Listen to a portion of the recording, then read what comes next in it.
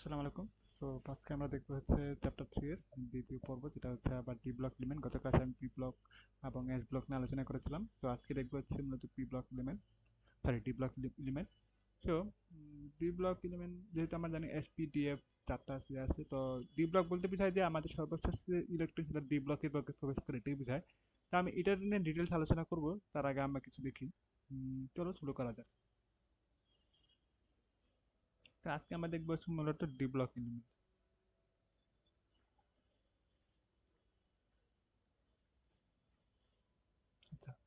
D block element মানে কি বলা হয়, যে ডি ব্লক কেন? কারণ হচ্ছে যে পরমাণু ভূবস্তু ডি ব্লক এলিমেন্টে দেখবে ইলেকট্রন গুলো প্রবেশ করে, এগুলোকে বলা হয় তোমার ডি ব্লক, অর্থাৎ ডি 1 থেকে ডি 10। হ্যাঁ, মানে ইলেকট্রন বিন্যাস দেখে যেমন ধর ডি ব্লক এলিমেন্টের মধ্যে আছে তোমার স্ক্যান, মানে যার পারমাণবিক সংখ্যা 21 থেকে শুরু করে 30 পর্যন্ত, মানে স্ক্যান্ডিয়াম আর হচ্ছে জিঙ্ক পর্যন্ত, ঠিক আছে? হ্যাঁ, কারণ এদের সর্ববস্তু ইলেকট্রন গুলো মূলত তোমার ডি ব্লকে প্রবেশ করে। হ্যাঁ, এখন এটার মধ্যে একটা কিছু বৈশিষ্ট্য আছে, যেটা হচ্ছে আম, হুম,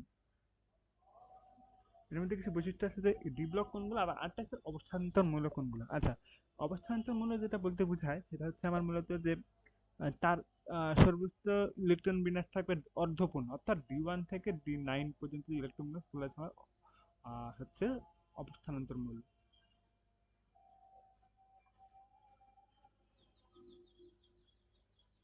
এটা হচ্ছে অবস্থান্তর মূল, ঠিক আছে? তো অবস্থান্তর মূল সবগুলা না, যেমন ধরে স্ক্যান্ডিয়াম আর জিঙ্ক বাদ দিয়ে বাকি সব যা আছে সেগুলো হচ্ছে আমার অবস্থান্তর মৌল। কারণটা কি আমি এখানে ব্যাখ্যা করছি, দেখো সবাই।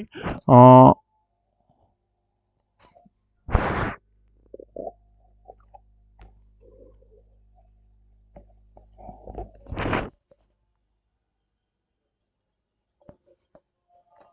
তো আমরা এখানে দেখি, মনে করি আমি বললাম যে স্ক্যান্ডিয়াম জিঙ্ক কেন নয়, যে এই যে তোমার অবস্থান্তর মূল। তো আমি যদি স্ক্যান্ডিয়ামের যদি আমি ইলেকট্রন বিন্যাসে যদি আমি একটু তাকাই,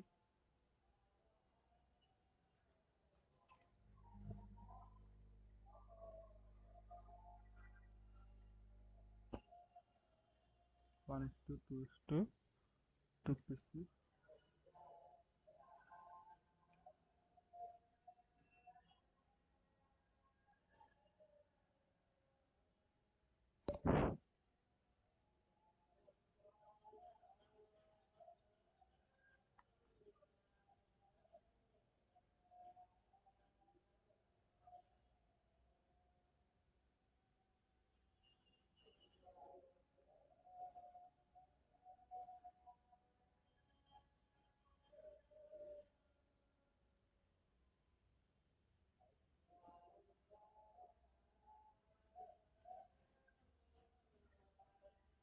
দুই দুই চার 10, 8 21, ঠিক আছে?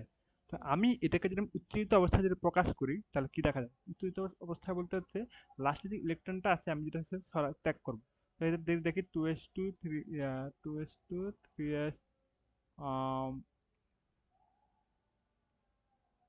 2p6 3s2 3p6 3d0। হ্যাঁ, এই দেখো লাস্টে যে ইলেকট্রনটা আছে সেখানে আমার কি ডিএবএল কিছু নাই, যেখানে আমি অবস্থান মূলত মূল বলতে যেটা বুঝবো যে একটা ইলেকট্রন বিন্যাসে স্বাভাবিক অবস্থা থেকে যে উত্তেজিত অবস্থা, লাস্টে যে কটা ইলেকট্রন থাকে সবচেয়ে কম সংখ্যক ইলেকট্রন যদি আমি ত্যাগ করে দেখি যে ডি এলিমেন্টে কোনো এলিমেন্ট নাই, যে ডি অরবিটাল কোনো আমার ইলেকট্রন নাই, সেটাকে আমরা বলবো হচ্ছে মূলত অবস্থান্তর মূল। ওকে, আমি আরেকটা প্রমাণ দিচ্ছি, জিঙ্ক। যেমন ধরো জিঙ্কের ইলেকট্রন বিন্যাসটা আমরা যদি দেখি, জিঙ্ক আছে 30।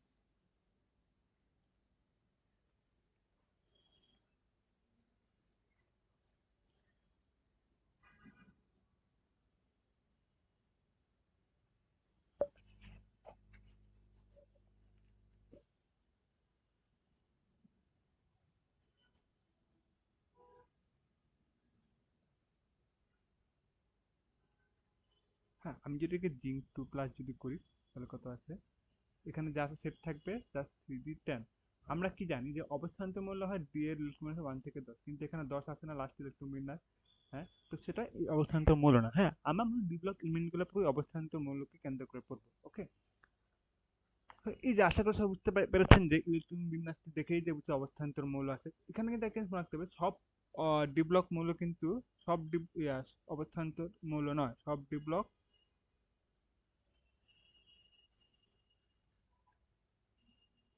মূল্য অবস্থান্তর মূল্য নয়।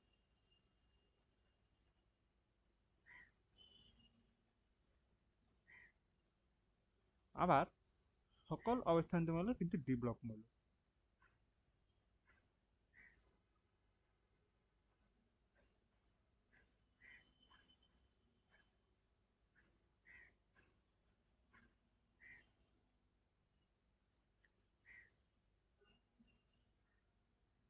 ওকে, এটা কারণ হচ্ছে আমরা ইলেকট্রোমিনারিটি দেখাবো, ঠিক আছে, যে কোনটা ডেভেলপ মানে ডেভেলপমেন্ট।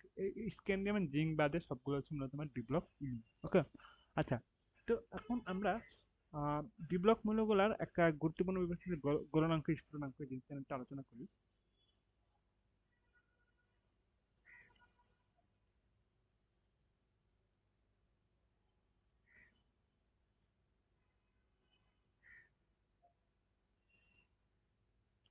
ওকে, আমি যদি আমার একটা স্লাইডটা যদি আমি খুলি, পিডিএফটা।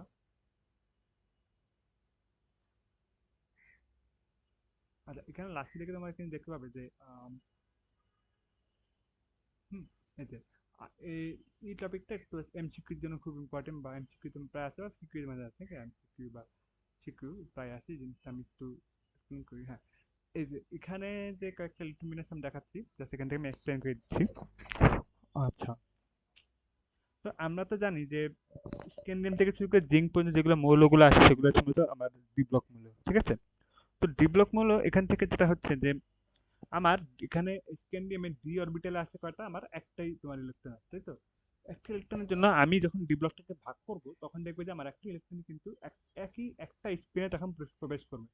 যে আবার ট্রিটিয়ামের ক্ষেত্রে যেটা হবে, ওদের লাস্ট দুইটা এলিমেন্ট প্রত্যেকের ক্ষেত্রে একটা একটা অর্থাৎ বিজোড় বিজোড় অবস্থা তারা প্রকাশ করবে, সঞ্চালনশীল, এদের সঞ্চালনশীল বিজোড় ইলেকট্রন থাকে, ঠিক আছে। যে কারণে তাদের এই সঞ্চালনশীল বিজোড় ইলেকট্রন থাকার কারণে তাদের ডিলোকালাইজেশনটা বৃদ্ধি পায়, অর্থাৎ তাদের গলনাঙ্কটা বৃদ্ধি পায়। ওকে, আচ্ছা। ঠিক একইভাবে ভ্যানেডিয়ামও এই নিয়মটা ফলো করে, মানে এই তিনটার জন্য মূলত আমার অবিজোড় মানে সরি বিজোড় ইলেকট্রন সংখ্যাটা বাড়ে, দেখছো সবাই বিজোড়। ওকে, মানে সবগুলো বিজোড় ইলেকট্রন সংখ্যা বাড়ে, যে কারণে আমার গলনাঙ্ক বৃদ্ধি পায়। আচ্ছা, এরপরে এটা যখন ক্রোমিয়াম ম্যাগনেসিয়ামের সাথে যখন যায় তখন দেখা যায় যে আমার এখানে ডি অরবিটালের ক্ষেত্রে পাঁচটা থাকে, যে কারণে দেখো সবগুলোতে একটা একটা একটা করে অর্থাৎ বিজোড় ইলেকট্রনগুলোর সংখ্যা বাড়তেছে। হ্যাঁ, থ্রি ডি অরবিটালের এই ইলেকট্রনগুলো দেখবে প্রতিসমতা, মানে এটা যেমন প্রতিসমতা দেখাচ্ছে না যে সবগুলো একটা একটা করে আছে, প্রতিসমতা দেখা যাচ্ছে। হ্যাঁ, এটা ঠিক সেম থ্রি ডি ফাইভ দুইটাই যদি একই জিনিস, just four S N orbital মানে ইলেকট্রন সংখ্যা বাড়তেছে। তো দেখা যাচ্ছে যে আমার এখানে প্রত্যেকটা এক সমানভাবে আছে, প্রতিসমতা বজায় থাকছে। যেখানে ডিলোকালাইজ মানে ইলেকট্রনগুলো ডিলোকালাইজ হবে, তাদের প্রাপ্যতা হ্রাস পায়, যেখানে তাদের গলনাঙ্কগুলো হ্রাস পায়। অর্থাৎ প্রথম তিনটার ক্ষেত্রে গলনাঙ্ক বৃদ্ধি পায়, বা ক্রোমিয়াম ম্যাগনেসিয়ামের ক্ষেত্রে আবার কমে যায়। আবার ঠিক একইভাবে দেখো যে ফেরাস কোবাল্ট এবং নিকেলের ক্ষেত্রে যদি আমি দেখি যে তাদের অবিজয়ের ইলেকট্রন গুলো আবার আস্তে আস্তে কমে যাচ্ছে, রাইট। মানে মানে সরি বিজয়ের ইলেকট্রন গুলো সংখ্যাগুলো কমছে, দেখো সবগুলা জোর হয়ে যাচ্ছে, মানে একটা করে ইলেকট্রন বাড়ছে ঢুকছে, সবাই একটা করে পরে ডিভিটা বাকিগুলো একটা ঢুকতেছে ঢুকতেছে, ঠিক আছে।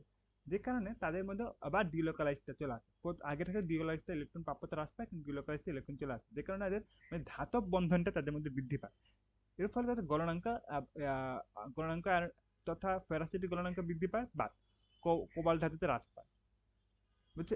এটার ক্ষেত্রে বৃদ্ধি পাবে, বাট কোবাল্টের ক্ষেত্রে হ্রাস পাবে, কিন্তু বাট তাদের মধ্যে প্রতিসমতা দেখা যাবে, কারণ বিজয় ইলেকট্রন কম। লাস্টে দেখে দেখবে যে তাদের মধ্যে কোনো ডিলোকালাইজ ইলেকট্রন নাই, কারণ তারা সবাই একটা জোড়ায় ঢুকে গেছে, কোনো বিজয় ইলেকট্রন নাই, যে কারণে এই দুইটার মধ্যে কোনো কোনো আমার রিয়া নাই, কি বলে গলনাঙ্ক নাই, গলনাঙ্কের রাস্তা তো নিম্ন। আমাকে মনে রাখতে হবে যে এই যে প্রথম তিনটা আর প্রথম তিনটা মানে স্ক্যান্ডিয়াম, ট্রিটিয়াম, ভ্যানেডিয়াম আর হচ্ছে ফেরাস, এই চারটা মূলের ক্ষেত্রে অলওয়েজ গলনাঙ্ক বৃদ্ধি পাবে। আর আর cobalt, nickel, copper, zinc, chromium, ম্যাঙ্গানিজের ক্ষেত্রে অলওয়েজ এগুলো হ্রাস পাবে গলনাঙ্ক। হ্যাঁ, এই জিনিসটা একটা এমসিকিউ ক্ষেত্রে আছে, বা ইয়ে ক্ষেত্রে তোমার জাস্ট ইলেকট্রোমিনেস দেখাই দিয়ে জাস্ট এই যে আমি যে শকটা যে আছে না, এই যে বক্স করে যে আমি অরবিটাল গুলো দেখাচ্ছি, এগুলো দেখালে তোমাদের হয়ে যাবে। ওকে, সো এটা হচ্ছে মূলত ইয়া। আচ্ছা, আমাদের এই অবস্থান্তর মূল্যে কিছু বৈশিষ্ট্য আছে।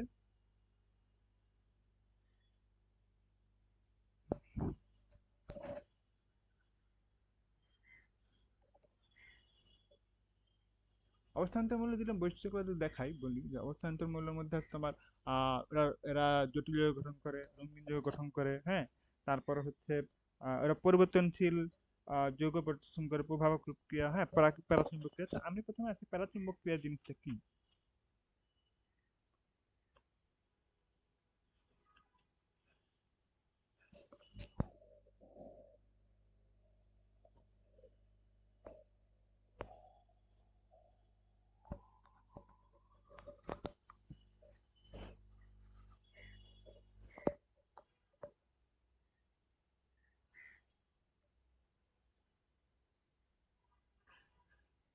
ওকে, তো আমরা এখানে আগে দেখবো যে ম্যাগনেটিক ধর্ম।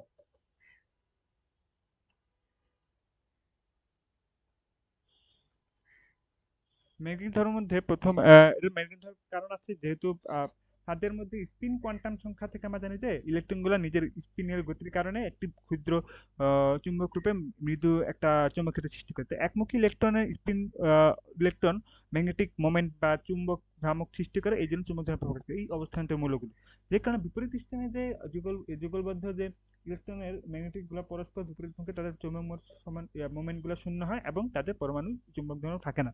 তো এই বাহ্যিক চুম্বক প্রকাশ করার জন্য তাদেরকে তিনটা ভাগ করা হয়: প্যারাম্যাগনেটিক,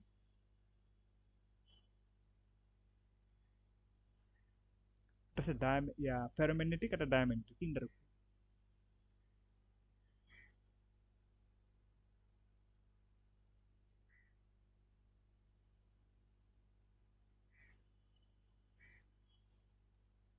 ওকে, তো আমি এখানে একটু এক্সপ্লেন করি যে কেন হচ্ছে তাদের।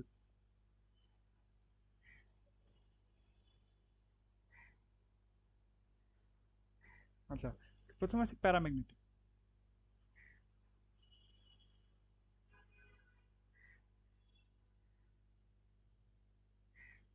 আচ্ছা, প্যারাম্যাগনেটিক যেটা বলতে বোঝাচ্ছে সেটা হচ্ছে যে মূলত আমাদের যে পদার্থগুলো আছে সেগুলো যদি আমি বাহ্যিক চুম্বক ক্ষেত্র দ্বারা আকৃষ্ট হয়, সেগুলোকে প্যারাম্যাগনেটিক ম্যাগনেটিক চুম্বকীয় বলে। অর্থাৎ এদের পরমাণু যদি ভিজুয়াল ইলেকট্রন দ্বারা থাকার কারণে এইসব পদার্থের মধ্যে পারমাণবিক প্রকাশ পায়। প্যারাম্যাগনেটিক মূলত মানে এটাকে প্রকাশ করা হচ্ছে মূলত কয়টা ভিজুয়াল ইলেকট্রন আছে, হ্যাঁ, কয়টি ভিজুয়াল ইলেকট্রন আছে।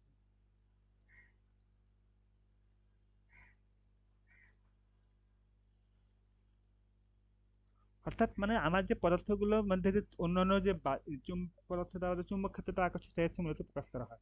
কারণ হচ্ছে এখানে দেখো, আমি যদি বলি যে যেমন পরমাণুতে যদি ভিজুয়াল ইলেকট্রনের সংখ্যা বৃদ্ধির সাথে সাথে ওইসব পদার্থের ঝুলন্ত যে ইলেকট্রন চুম্বক দ্রব্যের নির্ণয়কতা অধিক, একটা চুম্বক দ্রব্য ফেলায় যাদের কাছে ওটা আকর্ষিত থাকে। যেখানে অবস্থান মূল্য, যেমন এটার ক্ষেত্রে আমি যদি টেট্রিয়াম থ্রি প্লাস যদি দেখাই, তারপর হচ্ছে vanadium three plus, chromium three plus, এগুলোর ক্ষেত্রে মান মূলত প্যারাম্যাগনেটিক চুম্বক। ওকে, এগুলো হচ্ছে প্যারাম্যাগনেটিক। আচ্ছা, ফেরোম্যাগনেটিক জিনিসটা কি?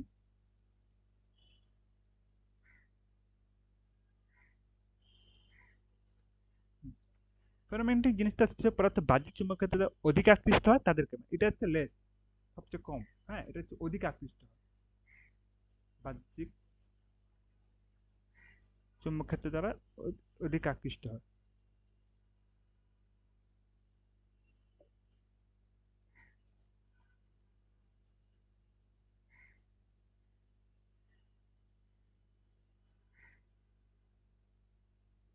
হুম, তো এদের অধিক আকৃষ্ট হয় কারণ এদের মধ্যে দেখবেন ফেরাস, এদের উদাহরণ আছে ফেরাস, কোবাল্ট, আর হচ্ছে নিকেল।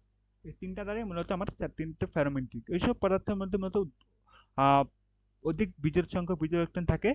এদের মধ্যে অধিক বিজোড় ইলেকট্রন থাকে, সংখ্যক বিজোড় ইলেকট্রন থাকে। হ্যাঁ, এদের মধ্যে অধিক বিজোড় ইলেকট্রন থাকে।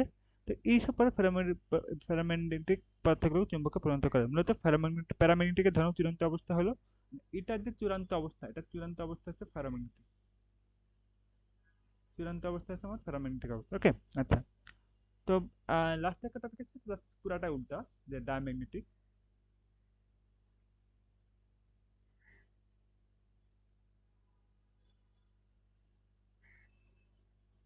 এখানে যেটা সংজ্ঞা বলে যে যেসব পদার্থ বাহ্যিক চুম্বক ক্ষেত্রে আকৃষ্ট হয় না, বরং কম আকৃষ্ট বিকশিত হয়, তাদেরকে ম্যাগনেটিক পদার্থ, অর্থাৎ চুম্বক ক্ষেত্রে আকৃষ্ট হয় না।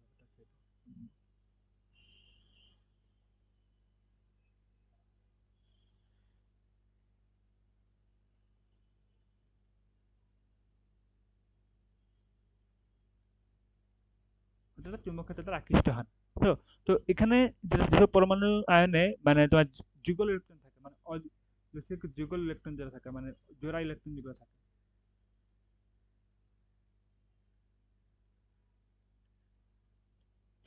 তাদের এসে মনে হয় ডায়াম্যাগনেটিক বলা। হ্যাঁ, কারণ হচ্ছে এদের নিজস্ব কোনো চুম্বক ধর্ম থাকে না। এসব চুম্বকের আকর্ষণ গ্রুপ ওয়ান আর টু এর সব ধাতুগুলো আছে, সেগুলো হচ্ছে তোমার মানে ডায়াম্যাগনেটিক গ্রুপ, গ্রুপ ওয়ান আর হচ্ছে টু, এই দুইটা হচ্ছে আমার ডায়াম্যাগনেটিক পদার্থ। ওকে, তো আমার মূলত এখানে চলে আসছে। তো এখন আমরা দেখি যে রাসায়নিক ধর্ম তো জানি, যে বললাম সেখানে আমি উল্লেখ করলাম যে এরা জ্বালানো অবস্থা আছে, রঙিন যৌগ গঠন করে, হ্যাঁ। তো এখন আমি আসি প্রথমেই যে এরা পরিবর্তন কিভাবে জ্বালানো অবস্থা প্রকাশ করে। তো এই জ্বালানো অবস্থা কিভাবে প্রকাশ করে সেটা দেখার জন্য প্রথমে আমরা আসি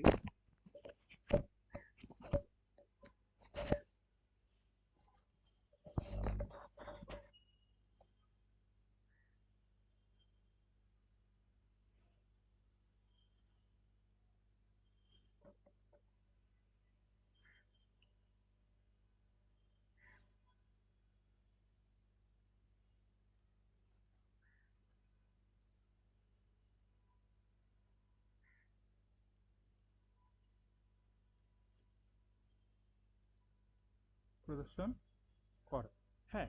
এখন এটা ব্যাখ্যাটা আমি বলছি যে অবস্থান্তর মূল্য তোমার যদি দেখবা যে আমি সাপোজ আগেরটাতে আছি, হ্যাঁ, হুম।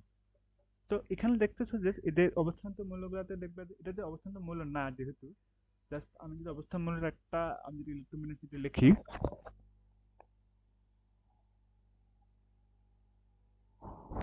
যেমন হচ্ছে ফেরাস,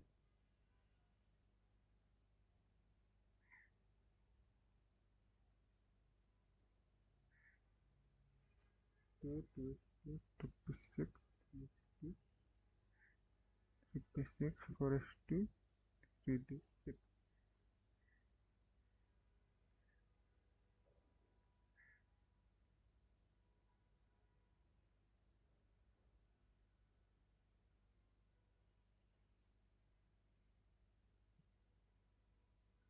হ্যাঁ, আচ্ছা আমি যদি এখানে আচ্ছা আমি আগে আসি বল কেন হচ্ছে যে এই অবস্থান্ত মূল্য, এই যে ডি অরবিটাল আর এস অরবিটাল, ওকে, এই যে এই দুইটার মধ্যে শক্তির পার্থক্য খুবই কম থাকে, যে কারণে বিভিন্ন অবস্থায় ইলেকট্রনগুলো ত্যাগ করে। মানে এই দুইটার মধ্যে তাদের শক্তির পার্থক্য খুবই কম থাকে, এদের এরা হচ্ছে যে কোনো সময় ইলেকট্রন গুলো ত্যাগ করে এবং তারা স্টেবল হতে চায়, মানে স্থায়িত্ব একটা আয়ন গঠন করে, যে কারণে অবস্থান মূল্যগুলো তোমার মূলত জারণ অবস্থায় প্রবেশ করে।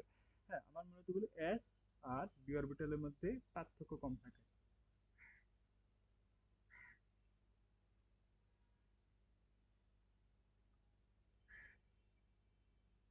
থাকে ফলে তারা ইলেকট্রন, ফলে তারা সহজে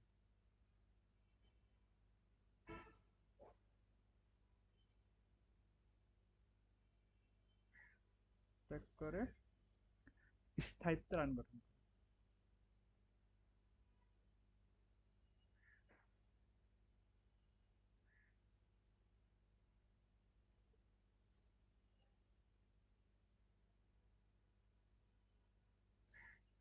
এর এর ফলে তারা মূলত পরিবর্তনশীল চালন অবস্থা প্রদর্শন করে। যেমন ফেরাসের ক্ষেত্রে আমি যেটা বললাম, ফেরাসের প্লাস টু আর প্লাস থ্রি প্রদর্শন করে। তা আমি যদি দেখি ফেরাসের টু প্লাসটা যদি আমি লিখি ওই যে আগেটা থেকে, তারা লাস্টে দেখবে যে ওয়ান টু, যে ডি অরবিটালে যে ছয়টা আছে এখান থেকে চারটা ত্যাগ করে ফেলে।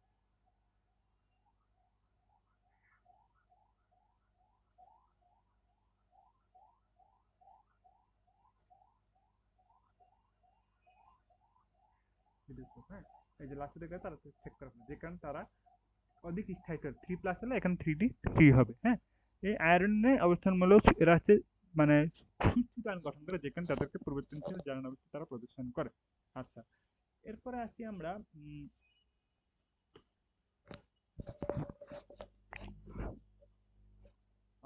অবস্থানমূলক হচ্ছে তোমার জটিল আয়ন গঠন করে। ওকে, এইটা পড়ার আগে আমরা দুইটা জিনিস কনসেপ্ট জানতে পারবো, সেটা হচ্ছে লিগ্যান্ড আর হচ্ছে সন্নিবেশ সংখ্যা। ওকে, আচ্ছা, লিগ্যান্ড জিনিসটা কি আমি যদি বলি,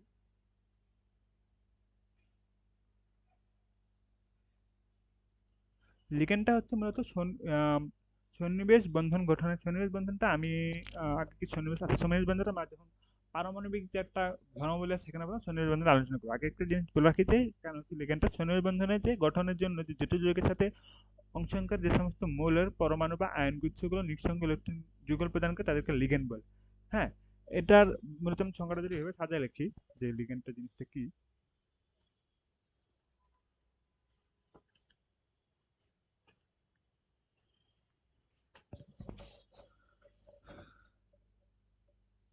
যেটা বলি জটিল আয়ন গঠনে যে ধাতব আয়নের সঙ্গে ধাতব আয়নের সঙ্গে একাধিক প্রশম অণু অথবা অ্যানায়ন, হ্যাঁ, একাধিক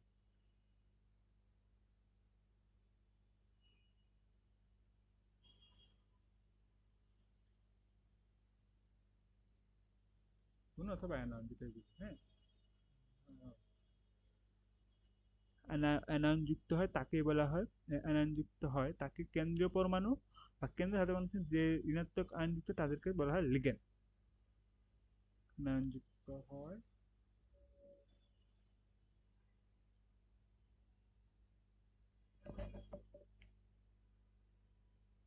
তাকে কেন্দ্রীয় ধাতব আয়ন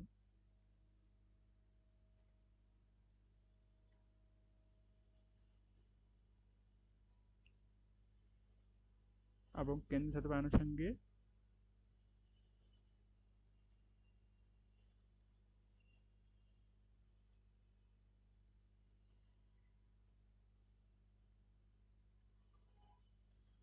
ধাতব আয়নের সঙ্গে ঋণাত্মক আয়ন যে যুক্ত হয় ঋণাত্মক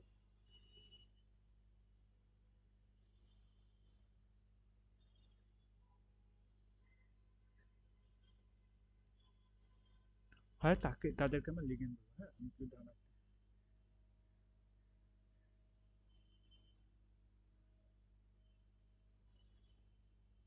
আচ্ছা, তো এই লিগ্যান্ডটা আমি যদি বলি, যেমন ধরো আমি অ্যামোনিয়া NH3,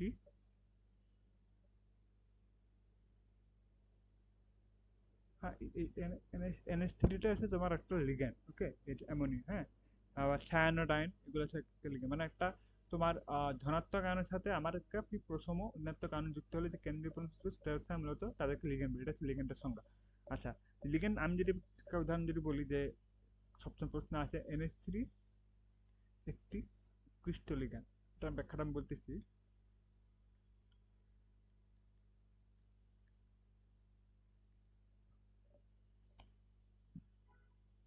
আমরা জানি যে জটিল যৌগ গঠনের কেন্দ্রীয় ধাতব পরমাণুর সাথে যে ঋণাত্মক আয়ন সন্নিবেশ বন্ধন যুক্ত সেটা হচ্ছে মূলত আমার লিগ্যান্ড, হ্যাঁ।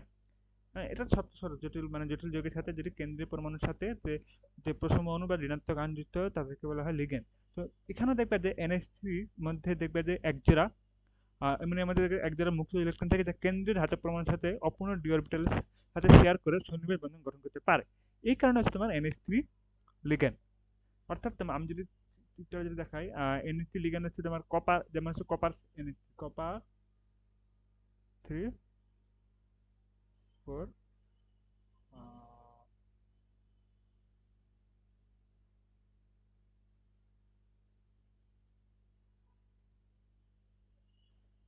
এই আয়নের মধ্যে দেখা যায় NH3 হচ্ছে উৎকৃষ্ট একটা লিগ্যান্ড, হ্যাঁ, কারণ হচ্ছে আমি যদি বলি যে এই NH3 এর মধ্যে দুইটা মানে দুইটা মুক্ত ইলেকট্রন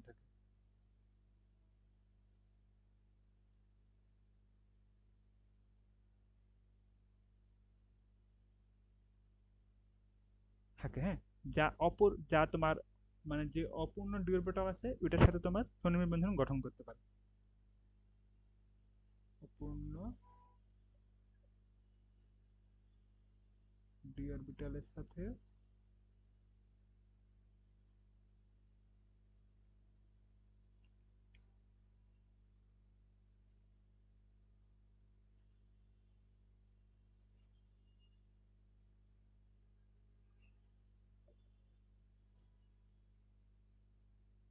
মাধ্যমে তোমার সন্নিবেশ বন্ধন গঠন করতে পারে।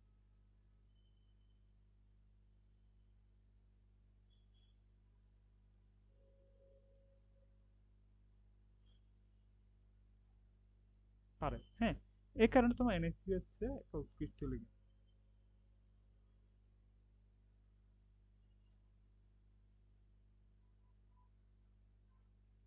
তো আমি যদি এটা চিত্রটাকে দেখে দেখবা যে এই যে এই জিনিসটা হচ্ছে কপার সাথে এই যে NH3 এখানে,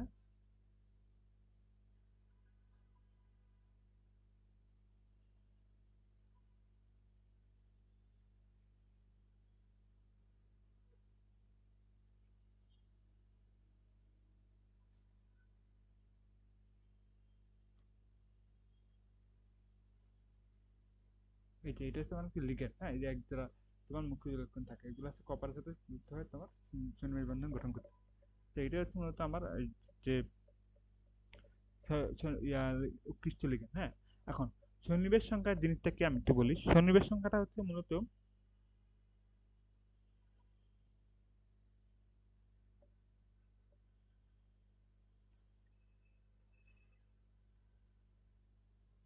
সন্নিবেশ সংখ্যা হচ্ছে তোমার জটিল যৌগে যে কেন্দ্রীয় পরমাণু আনুষঙ্গিক যে দুইটা সংখ্যা মান থাকে, একটি জ্বালন সংখ্যা অপরটিকে সন্নিবেশ সংখ্যা বলে। হ্যাঁ, আহ এটা হচ্ছে কেন্দ্রীয় যে পরমাণু বা লিগেন্ডটা যেটা আমার সরে যায়, তাতে যে চার্জ অবস্থিত জ্বালন সংখ্যা জটিল যৌগের যে কেন্দ্রীয় মানে সন্নিবেশ বন্ধনের মাধ্যমে যে থাকে, সেটা হচ্ছে মূলত সন্নিবেশ সংখ্যা।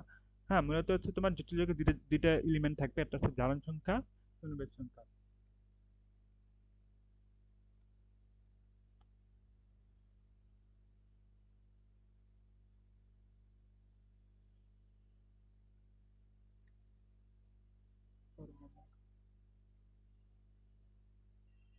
হাতে দুইটা জিনিস থাকে, একটা হচ্ছে জারণ সংখ্যা, একটু পরে দেখবো যেটা, আর একটা হচ্ছে তোমার সন্নিবেশ সংখ্যা।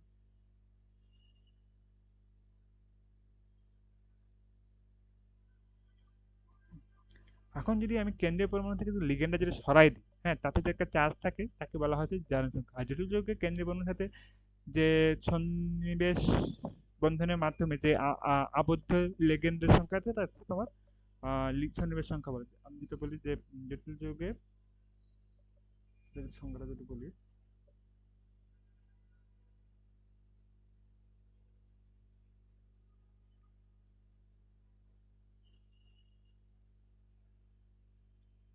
জটিল যৌগে কেন্দ্রীয় পরমাণু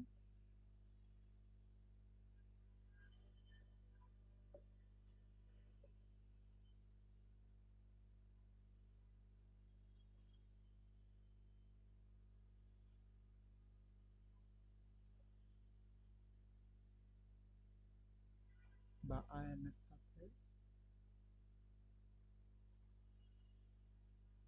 সন্নিবেশ বন্ধনের মাধ্যমে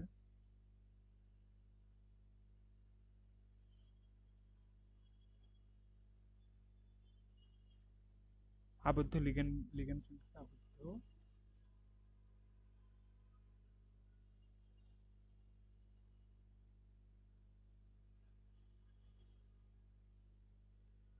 আর লিগেন্ডের সংখ্যা বলা হচ্ছে সন্নিবেশ সংখ্যা।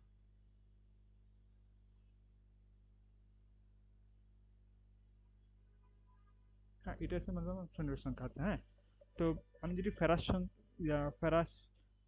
হ্যান্ডের কথা যদি বলি, এখানে সন্নিবেশ সংখ্যা 6 আর হচ্ছে জারণ সংখ্যা হচ্ছে 4। আচ্ছা, ফেরাস হ্যাঁ নয়,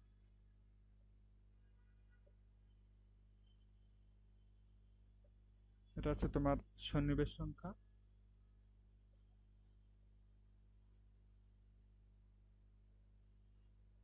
আর এটা হচ্ছে জারণ। ওকে, এটা হচ্ছে তোমার মূলত সন্নিবেশ সংখ্যা। তা এটা এই যেটা আমি জিনিস যে পড়লাম, কারণ হচ্ছে আমার মূলত জটিল লাইনটা বুঝতে হবে। ওকে, প্রথম জটিল লাইনটা কেন গঠন করে সেটার জন্য বুঝতে হলে প্রথমে আমাকে বুঝতে হবে যে জটিল লাইন জিনিসটা কি। যেটা হচ্ছে যে একটি ধাতব পরমাণু বা আনুষঙ্গিক একাধিক যদি আমার ঋণাত্মক পরমাণু সন্নিবেশ বন্ধনে যুক্ত হলে যে জটিল কাঠামো একটা গঠন হয়, সেই আয়ন গঠন, সেটাকে জটিল আয়ন বলে। তো জটিল আয়নে আমরা লিগেন্ডটা আমরা জানলাম যে একটা ক্যাটায়ন ধাতব আয়নের সঙ্গে একাধিক পরমাণু আয়ন গঠন করে ধাতব আয়ন, এবং ধাতব আয়নের সঙ্গে যে ঋণাত্মক কোন গঠন সেটাকে লিগেন্ড বলে। আবার যে কয়টি সন্নিবেশ সংখ্যা সন্নিবেশ বন্ধন দ্বারা তোমার ধাতব আয়নের সঙ্গে লিগেন্ড যুক্ত হয়, তার সংখ্যাকে বলে সন্নিবেশ সংখ্যা। হ্যাঁ, এই দুটো সংজ্ঞা লিখবো প্রথমে জটিল আয়ন ব্যাখ্যা করার জন্য। দেন আমি এটার জন্য কারণটা এখন আমি ব্যাখ্যা করতেছি, যে কারণ যেটা আগে কোশ্চেনটা লিখছি যে কি বলছি।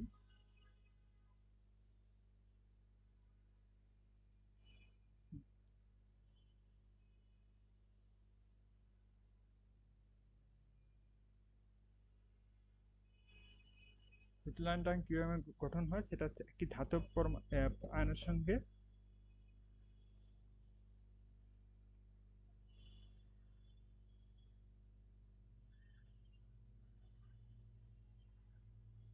একাধিক ঋণাত্মক আয়ন, পরমাণু আয়ন আমি আয়ন দিয়ে লিখতেছি।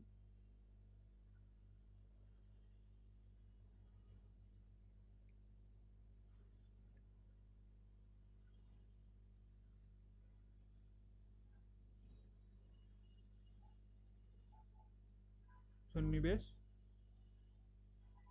বন্ধনের মাধ্যমে যে যুক্ত থাকে,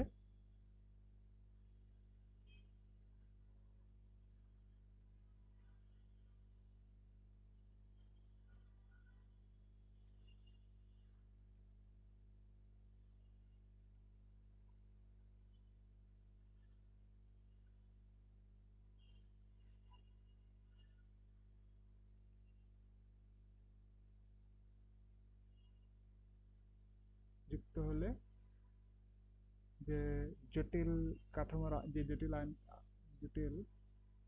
কাঠামোর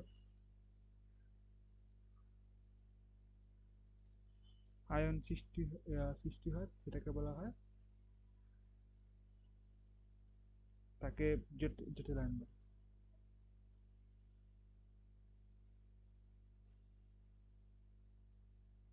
বলে। হ্যাঁ, তো এখন আমি এটার ব্যাখ্যাটা বলছি কেন জটিলতা গঠন করে। কারণ হচ্ছে অবস্থান্তর যে আয়নসমূহের যে সর্বোচ্চ ফাঁকা ডোরবিটাল আছে তাদের প্রত্যেকটা থেকে লিগ্যান্ড থেকে এক জোড়া অববর্তী ইলেকট্রন ফাঁকা অরবিটালে ঘুরিতে হয়। এই ফাঁকা অরবিটালে যে অবস্থান্তর ধাতুর আয়নের সঙ্গে একাধিক লিগ্যান্ড সন্নিবেশ গঠন দ্বারা যুক্ত জটিল যৌগ গঠন করে। শুধুমাত্র অবস্থান ধাতুর এই জটিল যৌগ গঠন করে, যে কারণে ভিন্ন ভিন্ন জটিল আয়ন গঠন করলে প্রত্যেকটা সন্নিবেশ মানটা একই থাকে। তখন আম, এখন আমি এটার জন্য আমি কার্ডটা বলতেছি, সেটা হচ্ছে যে আহ, অবস্থান্তরমূলক প্রথমে তারা এই আহ,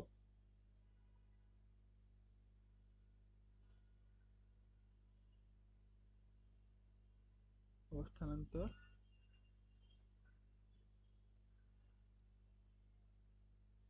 ধাতুর আয়নসমূহের ধরো বৈশিষ্ট্য স্তরে যে ডি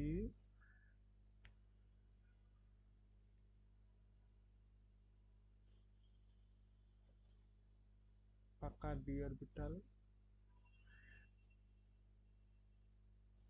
থাকার কারণে থাকা এক জোড়া অব্যবহৃত ইলেকট্রন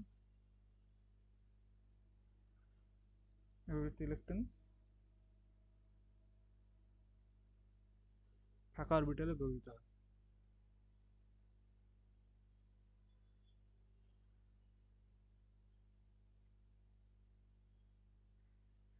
হ্যাঁ,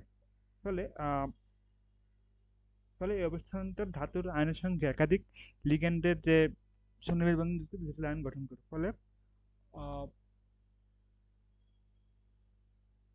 অবস্থান্তর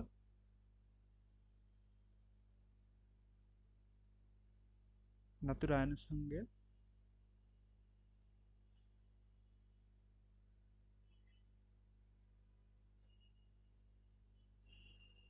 একাধিক লিগ্যান্ড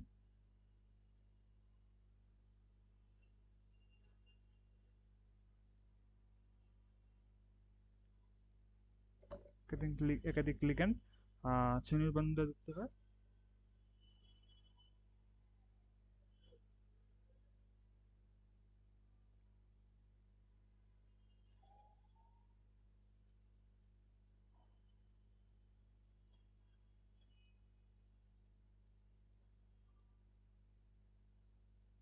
তারা কি গঠন করে?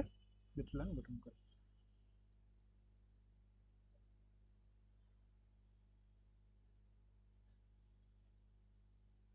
এটা হচ্ছে মূলত আমার ব্যাখ্যাটা। হ্যাঁ, শুধুমাত্র এই অবস্থান জুড়ে এই জটিল আয়ন গঠন করতে হবে, এটা হচ্ছে মূলত আমার ব্যাখ্যাটা। হুম, যেমন হচ্ছে কপার, জিঙ্ক, নিকেলের চারটা, আবার ফেরাস ক্রোমিয়ামের ছয়টা, পিটিএমের 4 7, এই সন্নিবেশ সংখ্যা দ্বারা তারা আহ, যেমন ধরো এই যে কয়টা যেটা বললো, এই যে কুপ্রিক, হ্যাঁ, এই যে সন্নিবেশ সংখ্যা 4টা লিগেন্ড থাকে, 4টা লিগেন্ড, আর হচ্ছে আর উপরে যদি 2টা প্লাস দিই এটা তোমার জায়গা সন্নিবেশ সংখ্যা 4, আর 2টা তোমার জারণ। হ্যাঁ, এইটা এসে মূলত এটার ব্যাখ্যাটা আমি সন্নিবেশ সংখ্যা দিয়ে বললাম, যে এটা দেখালাম না, এই যে এই যে এটা এটাতে জটিলায়ন বা ব্যাখ্যা করে দিলে হয়ে যাবে শূন্য। এটা এই যে কোয়েশ্চেনটা জটিল জটিল সংখ্যা জটিল সংখ্যা গঠন করো, যেটা জটিলায়ন গঠন করো, সেটার জন্য আমি লিগেন্ডের সংখ্যাটা লিখবো, তারপর সন্নিবেশ সংখ্যাটা লিখে, তারপর জটিলায়ন সংখ্যাটা লিখে দেন ভাবে ফাঁকা ডি অরবিটাল গঠিত, ফাঁকা ডি অরবিটালে গৃহীত হয়, যে কারণে আমার একাধিক লিগেন্ড সেগমেন্ট থাকবে। এটাই আছে মূলত জটিলায়নের সংখ্যাটা। হ্যাঁ, আচ্ছা। তো এখন লাস্ট একটা কোশ্চেনে যাই, সেটা হচ্ছে যে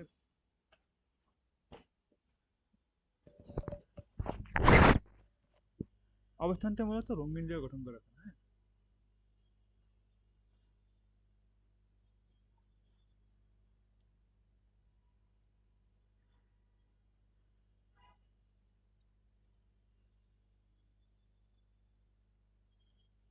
আচ্ছা, রঙিন এখানে গঠন করেছে অবস্থান্তমূলক অধিকাংশ যৌগ এবং তাদের মূলত দ্রবণসমূহ রঙিন হয়, কারণ অবস্থান ধাতু ও আয়নের অপূর্ণ ডি অরবিটাল থাকে বলেই তাদের ডি অরবিটাল আমি বললাম অপূর্ণ হচ্ছে ডি 1 থেকে 9 থেকে। হ্যাঁ, এই কারণে তাদের মধ্যে আমরা রঙিন যৌগটা গঠন হয়। অবস্থান ধাতুর যুক্ত পরমাণু 5টি ডি অরবিটালের শক্তি কিন্তু একই থাকে, একে আমরা ডিজেনারেট অবস্থা বলে। হ্যাঁ, এখন কিন্তু যদি আমরা যৌগ গঠন করি, যখন অন্য পরমাণু অরবিটালের সঙ্গে অবস্থানটা ধাতুর ডি অরবিটালের অধিক্রমণ ঘটে, যে কারণে আমার এখানে একটা শক্তির পার্থক্য, ডি অরবিটালের মধ্যে শক্তির পার্থক্য তৈরি হয়, একে নন ডিজেনারেট অবস্থা বলে। সুতরাং আমার যদি যৌগের দ্রবণের মধ্যে যদি আমার ডি অরবিটালের ইলেকট্রনের যে দৃশ্যমান আলো অঞ্চলে আলোতে শোষণ করে, তার শক্তি অপর ডি অরবিটাল স্থানান্তরে, যে কারণে যে বর্ণের আলো শোষণ করে তাকে সম্পূরক বর্ণের আলো দৃশ্যমান হয়, তাই অবস্থান্তমূলক মূলত যেটা অবস্থা গঠন করে। মানে হচ্ছে তোমার কারণ হচ্ছে আমার এই অবস্থানটা ধাতুর মূলত আহ, মুক্ত একক মুক্ত একক পরমাণু 5টি ডি অরবিটাল সঞ্চিত।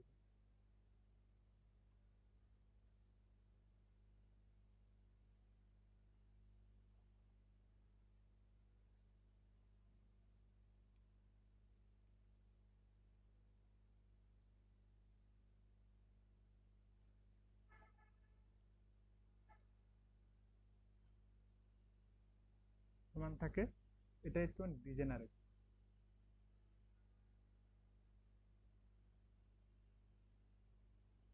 আবার কিন্তু আমি যখন জটিল যৌগ গঠন করব,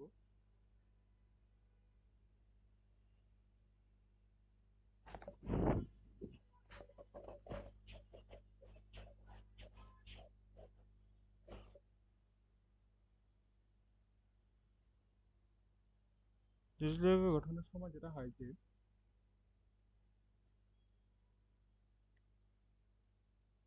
জটিল যৌগ গঠনের সময় আহ, অন্য পরমাণু অরবিটালের সঙ্গে তোমার অবস্থান ধাতুর ডি অরবিটাল অধিক্রমণ ঘটে। হ্যাঁ, অন্য পরমাণু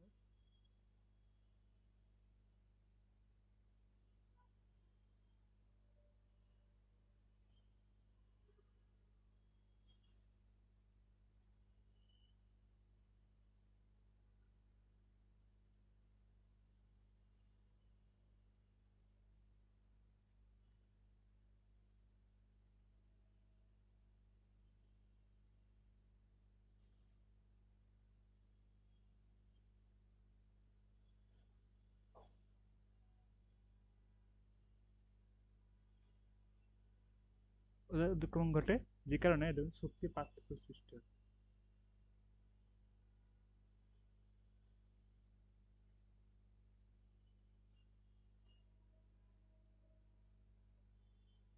এটা হচ্ছে নন ডিজেনারেট অবস্থা, নন ডিজেনারেট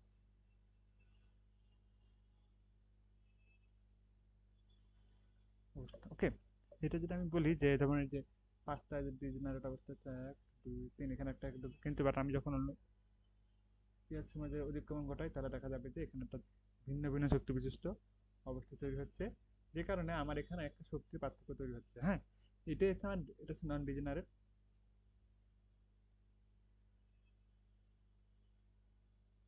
আর এটা হচ্ছে ডিজেনারেট।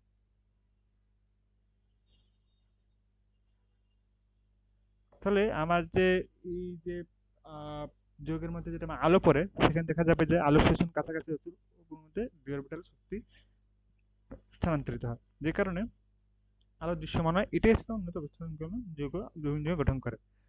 যেমন ধরো কপারের কপার সালফেট, কপার ইস্ট, এটার জন্য নীল, ফেরাস সালফেট মানে স্টেটস বর্ণ সবুজ, হ্যাঁ এইভাবে এগুলো এরকম করে আমার বর্ণগুলো গঠন করে। তো মূলত এইগুলাই আমি যদি আমার স্লাইডে যদি দেখাই,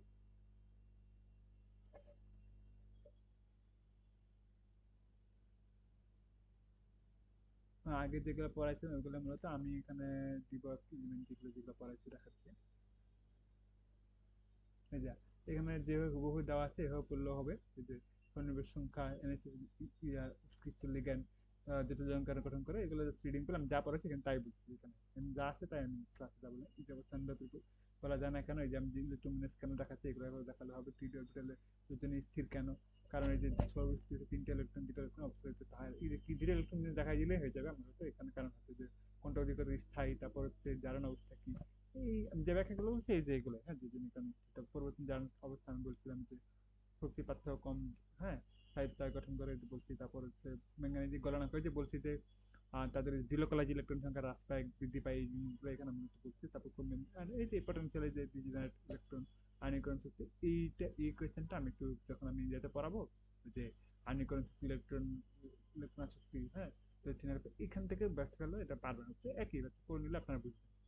তারপর হচ্ছে এই দিক থেকে দেখালাম মূল রঙিন যৌগ কেন গঠন করে, কারণ ডিজেনারেট আর নন ডিজেনারেটের অবস্থা, শক্তি পার্থক্য, হ্যাঁ তাদের আবার কোনো দ্রবণে পড়লে যে দৃশ্যমান আলোর শোষণ কাছাকাছি অপর অঞ্চলে অরবিটাল ডি অরবিটালে স্থানান্তরে, যে কারণে বর্ণের শোষণ সম্পূরক আলো দৃশ্যমান হয়, এই কারণে তাদের অবস্থান নমুনাগুলো গঠন করে প্যারাস্টার। মানে এই ইনফরমেশন গুলো একটু মনে রাখবেন, যেগুলো এই যে কপার সালফেট এগুলো নীল, আর সালফেট জন্য হচ্ছে তোমার শক্তি। হ্যাঁ নেক্সট ক্লাসে আমি তখন ইলেকট্রনিক শক্তি পরবর্তী দেখাবো। আজকে ক্লাস এই পর্যন্তই। আর যদি কিছু থাকে তেমন কিছু নাই যে একটা মাঝে মাঝে বলে যে এটা যেটা যেটা কেন যে এরকম কিছু থাকে, বাট আই থিঙ্ক লাগবে না, খুব কমই আছে। যে যে সুযোগে আয়নের তত্ত্ব, যেমন ধরো আমি যেটা ওই যে একটা তত্ত্ব যেটা পড়ে সেটা হচ্ছে ক্রিস্টাল ফিল্ড থিওরি। এটা এই যে আমি দেখালাম শক্তির পার্থক্য, ওই যে নন ডিজেনারেট, এটা হচ্ছে তোমার ওই যে তোমার ক্রিস্টাল ফিল্ড থিওরি থেকে আসছে। এটাই হুবহু বলে, এর বেশি কঠিন কিছু আসবে না, আমি যা পড়েছি এটাকে মূলত দিয়ে দিবো। হ্যাঁ তো আজকে এ পর্যন্ত, আশা করি ভালো থাকবেন। নেক্সট ক্লাসে আমরা পর্যাবৃত্তিক ধর্মগুলো নিয়ে আলোচনা করবো। সবাইকে ধন্যবাদ। আল্লাহ।